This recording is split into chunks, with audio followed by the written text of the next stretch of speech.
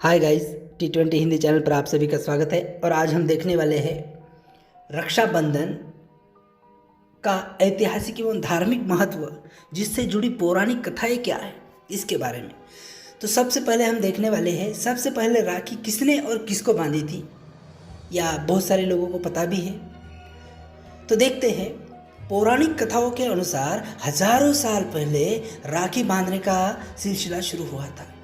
सबसे पहले राखी राजा बलि को बांधी गई थी और उन्हें ये राखी बांधी थी मां लक्ष्मी ने। राजा बलि ने जब 100 यज्ञ पूर्ण कर स्वर्ग का राज्य छीनने का प्रयास किया तो देवराज इंद्र ने भगवान विष्णु से प्रार्थना की। भगवान विष्णु ने वामन अवतार लेकर राजा बलि से भिक्षा के रूप में 3 पग जमीन मांगी। भगवान ने 2 पग में ही पूरी धरती नाप डाली और फिर तीसरा पग देने के लिए तब राजा बलि से कहा। इस पर राजा बलि समझ गया कि वामन रूप में दिख रहा ये भिखारी कोई साधारण भिखारी नहीं है। तीसरे पग के रूप में राजा बलि ने अपना सिर भगवान विष्णु के आगे झुका दिया। इससे भगवान विष्णु राजा बलि की भक्ति से प्रसन्न हो गए और वरदान मांगने को कहा। तो राजा बलि ने मांगा कि भगवान स्वयं उनके दरवाजे पर दिन रात खड़े रहे। ऐसे होने के बाद भगवान विष्णु राजा बलि के पहरेदार बन गए। कहा जाता है कि काफी दिन तक भगवान स्वर्गलोक वापस नहीं पहुंचे। तब माता लक्ष्मी ने राजा बलि के पास जाकर उन्हें रक्षा सूत्र बांधा और अपना भाई बनाया। मां लक्ष्मी ने राजा बलि से उपहार स्वरूप अपने पति भगवान विष्णु को मांग लिया। उस दिन श्रावण मास की पूर्णिमा थी। तब से अब तक बहनें अपने भाई को राखी बांधती हैं और इसके बदले भाई से रक्षा का वचन लेती है। रक्षाबंधन को लेकर दूसरी यह भी मान्यता है कि जब देव और दानवों के बीच संग्राम हुआ और दानव विजय की ओर अग्रसर हो रहे थे, यह देखकर राजा इंद्र बेहद परेशान हो गए। इंद्र को परेशान देखकर उनकी इंद्राणी भगवान की आराधना करने लगी। उनकी पूजा से प्रसन्न होकर भगवान ने उन्हें एक मंत्र युक्त धागा उनको दे दिया और इस धागे को इंद्राणी ने इंद्र की कलाई पर बांध दिया और इंद्र उस युद्ध में विजयी हो गए। इस धागे को रक्षा सूत्र का नाम दिया गया और यही रक्षा सूत्र बाद में रक्षाबंधन कहलाया। तीसरी कथा जो बहुत ही प्रसिद्ध है वो है द्रौपदी और श्री कृष्ण की। महाभारत काल में कृष्ण और द्रौपदी का एक वृत्तांत मिलता है। जब कृष्ण ने सुदर्शन चक्र से शिशुपाल का वध किया तब उनकी तर्जनी में चोट लग गई। द्रौपदी ने उस समय अपनी साड़ी फाड़कर उसे उनकी उंगली पर पट्टी की तरह बांध दिया। यह श्रावण मास की पूर्णिमा थी।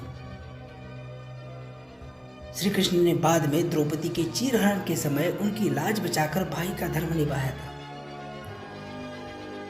अगली कहानी है सिकंदर और पोरस राजा की। सिकंदर की पत्नी ने पति के शत्रु राजा पोरस को राखी बांधकर अपना मुंह भुला भाई बना लिया और युद्ध के समय सिकंदर को न मारने का वचन लिया। राजा पोरस ने युद्ध के दौरान सिकंदर को जीवन दान दिया। यही नहीं, सिकंदर और पोरस ने युद्ध से पहले रक्षा सूत्र की अदला बदली की थी। युद्ध के दौरान पोरस ने जब सिकंदर पर घातक प्रहार करने के लिए हाथ उठाया तो रक्षा सूत्र को देखकर उसके हाथ रुक गए और उन्हें बंदी बना लिया गया। सिकंदर ने भी पोरस के रक्षा सूत्र की लाज रखते हुए उनका राज्य वापस लौटा दिया। और अगली कहानी है बादशाह हुमायूं और कर्मवती की कथा। यह कथा हुमायूं और कर्मवती की भी प्रचलित है।